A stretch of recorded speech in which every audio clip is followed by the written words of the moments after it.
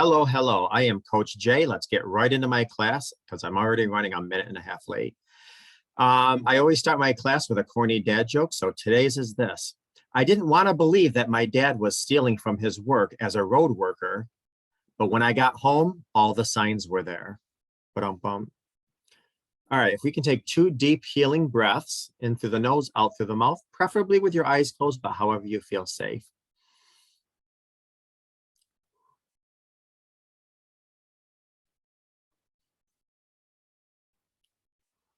You know what's interesting is I was just, well, I wasn't just reading an article, but I read an article not too long ago on how our body can tell the difference if we're actually trauma breathing, because our lungs like do something that surround the heart that allow us to get by with a little less breath than usual.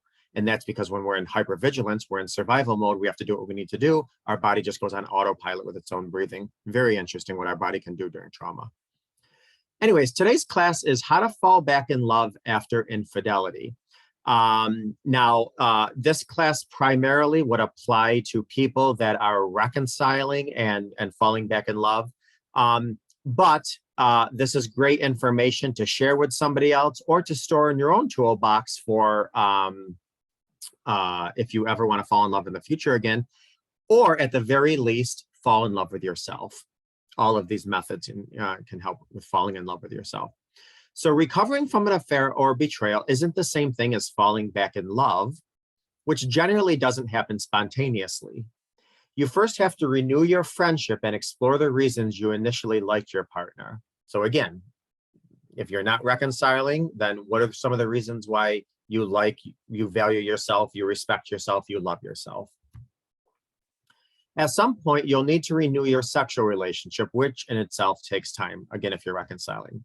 At some point, once you've worked through the recovery process, you'll need to consider what comes next. Not every recovery leads to a continuation of the relationship. If you determine to stay together, discuss what your future will look like and how you will work to achieve it. Unfortunately, for many people, that decision's already made up for them. So there's 3 questions to help jumpstart your decision-making. Number 1, would I want to be committed to my partner if I trusted them again? In other words, do you have enough admiration and respect left to salvage the relationship? Be honest and ask yourself, did we have fun together and enjoy each other's company most of the time? 2, have you let go of your anger, your resentment about your partner's betrayal, and are you able to move forward? Some people just aren't able. I mean, I talked to somebody yesterday who not from PBT, who said, I love my spouse. I understand why they did it. They actually didn't even do anything, not that, I mean, infidelity is on a spectrum, but they didn't cross the line in terms of sexual involvement. They did do something inappropriate, and she's filing for divorce. She said, this is just a non-negotiable for me. I'm also working with another couple, again, not from PBT, where he had 2 exes. One got pregnant and attacked his current wife in the grocery store, and the other lady set his house on fire. They're both working together. They both want to forgive. They both want to move forward. They both want to live happily ever after. People have different resiliencies. So, I mean, one person found out there was a slight inappropriate, I shouldn't say slight, it was inappropriate, and she's filing for divorce. Period. End of discussion. Another woman went through hell with her husband's 2 infidelities and is still going through hell. They're working things out. So a lot of it comes down to so many factors. Anyways, have you let go of anger and resentment about your partner's betrayal? And are you able to move on? Like I said, some people just aren't able to move on, period. You got to have a determination, a willingness. Can you imagine ever feeling happy in your relationship or wanting to be close or intimate with your partner in spite of their actions? And well, I'm not going to deviate. Can you forgive your partner for their actions? Again, everybody has to define forgiveness for themselves. This does not mean condoning actions whatsoever, simply not letting them have power over you anymore. Research suggests that a willingness to forgive can help heal marital problems, both big and small. In fact, marital specialists have found that forgiveness is an essential ingredient of healing from infidelity and contributes to a long-lasting, successful marriage. And I'm just going to repeat something that I've said so many times, and I'm going to say it so many times until I'm 6 feet under. One of the hardest apologies to forgive is the one never asked. There are people that have left to go to their partner. There are people that are deceased. There are people that won't talk to you anymore. There are many cases where you were never asked to forgive them, but to heal, maybe that's important to you, so you have to. That's one of the hardest types of forgiveness, is the apologies that were never asked for. When it comes to the survival of intimate relationships, no matter how much love there is between you and your partner, there's no guarantee that both of you will be able to make that love last, even if you think you are soulmates. In fact, without empathy, and that's what I'm going to be talking about primarily in this class, the love in your relationship will end up like the love in tennis. It's one big zero. I want to say a woman that I was recently reading about, her name was Mary. She was 43. She described how empathy saved her marriage to her husband. So basically, she kept saying, all I kept doing was constantly ripping on my husband because I only looked at our relationship from my perspective. I kept forcing myself to act nicer, but it didn't work. But once I really took the time to understand what his thoughts and feelings were and have empathy, then I felt the love for him come back and come over me. Now, if you're questioning whether or not to throw in the towel and call things quits, I'm asking you to carefully pay attention to what I'm about to share about how crucial empathy is for struggling relationships to heal and thrive. And again, this is beneficial if you're reconciling, you're not reconciling, what have you. Unfortunately, the Beatles song doesn't hold up. Love alone is not enough. I mean, we all want this, all you need is love, but love alone is not enough, especially when love is a choice. I mean, it's certainly an emotion and so forth like that, but love is a choice. It's a renewed choice every morning, just like forgiveness.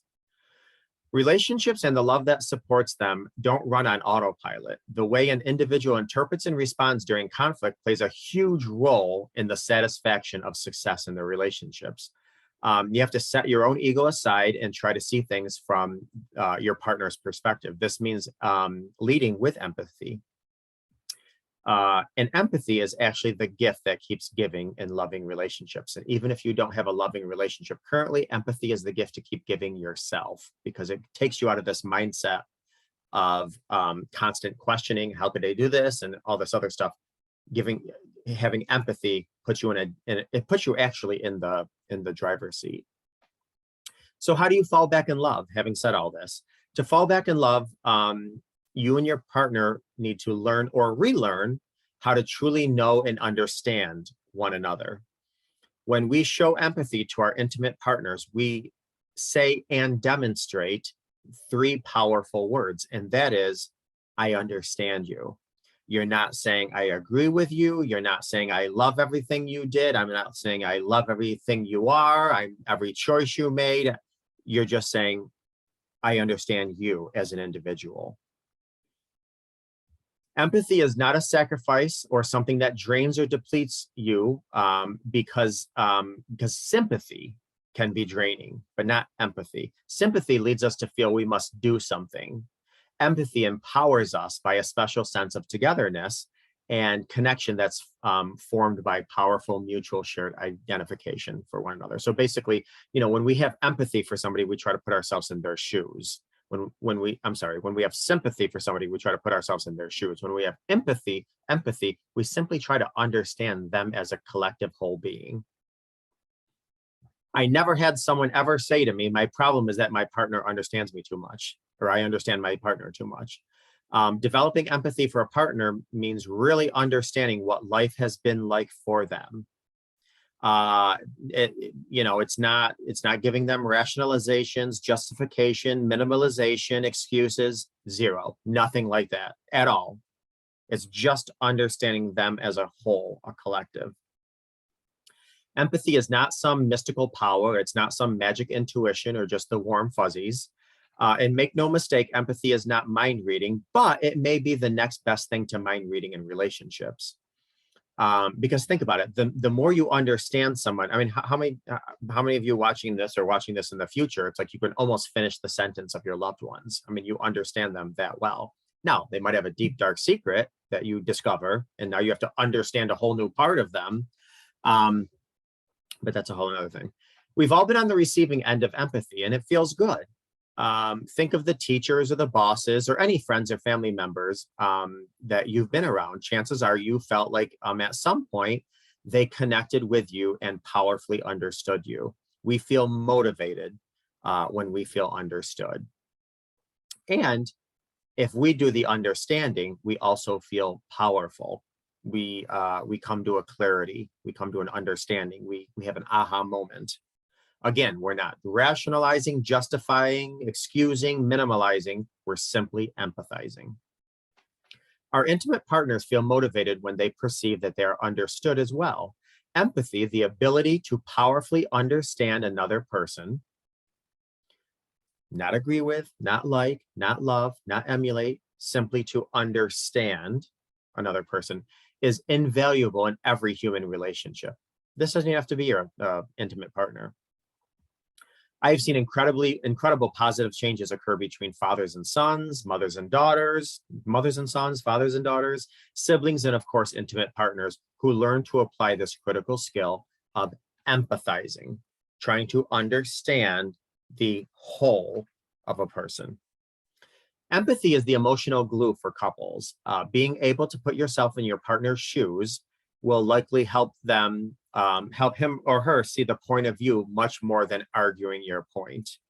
Oftentimes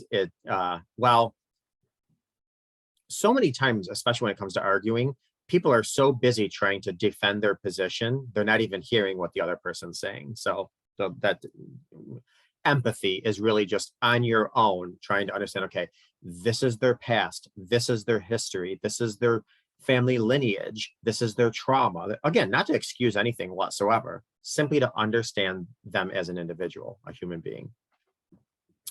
I also think empathy as a bridge that connects one partner to the other. Each of you grew up with your own set of unique experiences and expectations. Being empathetic is the best way to bridge the gap between your differences. This bridge, when strong, and that takes a very strong, emotionally intelligent person to work on understanding who their partner is, especially if we've been hurt by them. Because man, resentment, contempt, anger, regret, all that stuff gets in the way, where we don't even want to understand why they did this. They shouldn't have done it, period. That's all we want to say. They shouldn't have done it. It was unacceptable, damaging. They shouldn't have done it.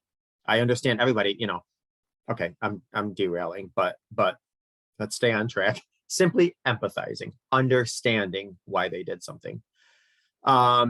Anyways, this bridge, like I said, when strong, can withstand the inevitable pounding forces of stress on the relationship, including the demands of children, time, work, finances, all the stresses of adulting and marriage. And a truly mutual, intimate relationship, which means a partnership of shared understanding. Partners are stimulated and energized by genuinely empathizing with one another. Now, I want to say this because a lot of people listening might be thinking right now, well, they didn't empathize with me. Did they empathize with the little girl in me or the little boy in me? Did they empathize with the murdered child within me now because they murdered that innocent child? And I get all that. But again, that's contempt talking, that's pain talking, whatever. And there's a time and a place for that without question. But to help healing right now, I'm just focused on understanding them as a human. Maybe you're saying to yourself, well, I just said this. See, maybe you're saying to yourself, why do I have to be empathetic when they're so dense and clueless? Or worse yet, they hurt me so deeply. Or maybe you're thinking he needs or she needs to be the one to show me empathy first. And you're right. You're right.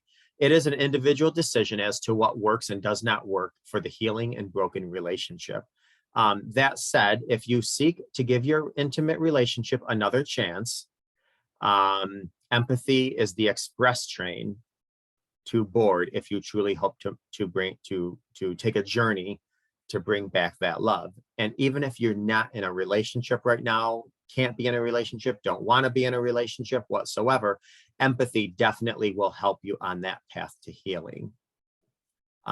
Because our minds can run amok trying to understand, trying to think. And if we simply have understanding for the human being of the person who betrayed us, that helps our own healing. Now, those who are watching in the future, if you do want to fall back in love with your spouse, if you're reconciling after betrayal, there's a lot of things you can do. Go on dates. You can pray, meditate, or do yoga together. You can, when you go on dates, print out some Google questions about what to ask on a first date. Because keep in mind, everybody changes. People evolve. You're not the same person you were 5 years ago that you are today. Neither will you be the same person 5 years from now than you are today. You have to continually get to know who you are, continually get to know the person that you're with, and vice versa. Make sure you laugh. And this is if you're single, you're not dating, or if you're reconciling, you got to laugh. And if you're reconciling, laugh together. Laughter is the best medicine. When you're together, put your phones down, no distractions. I mean, really, if I'm talking to you right now and I'm going like this the whole time, do you feel like a priority? No. I mean, like eye contact, let somebody know you're there, you're present with them. Make sure there's zero tolerance for criticism, defensiveness, contempt. Try to compliment the person you're with daily. Compliments help refocus. And again, if you're doing this on your own, compliment yourself daily. Give yourself daily affirmations. Write down what you love about your partner. If you want to fall back in love with your partner, write down what you love about them. If you've lost respect for yourself after a betrayal and you're not reconciling, write down all the reasons why you are worthy of love and respect. Do something together. If you're reconciling with a partner, do some pottery, do a sport together, something new. Volunteer together. I can't stress that enough. And again, if you're single or and betrayed, one of the greatest things to do is to give back. Man, when you give back, you are feeding your soul. And keep in mind, and I say this with everyone, if you're reconciling with a partner, try to look at that partner's inner child. We don't do that enough. Try to look at your partner's inner child, because so many of our adult decisions are made from that uninformed, toolless, resourceful-less, that's not even a word, inner child. Try to talk to that inner child, try to see that inner child. And if you are on your own, look at your own inner child. Have compassion, be kind, be loving, be patient with your spouses, partners, significant others' inner child. And if you're not with them, not reconciling, have all that for your own inner child.